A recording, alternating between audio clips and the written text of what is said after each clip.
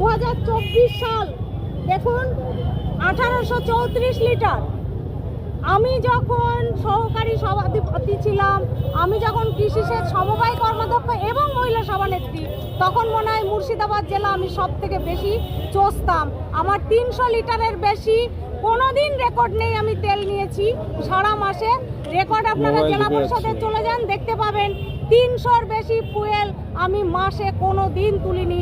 এত মুর্শিদাবাদ জেলা চষে, যেখানে সভাধিপতি যে ফুয়েল নিচ্ছেন, এই ফুয়েলে হিসাব করুন আপনারা, যা কিলোমিটার এবং ফুয়েল, তাতে একটা মানুষ যদি 30 দিন গাড়ির উপরে শুয়ে থাকে, 24 ঘন্টা গাড়ি চলে, তাতেও এই ফুয়েলটা শেষ হবে না। আমি তেল চোর আমরা বলবো না। আমি অনেক জায়গায় লিখিত দিয়েছি, অনেক প্রুফ সহ।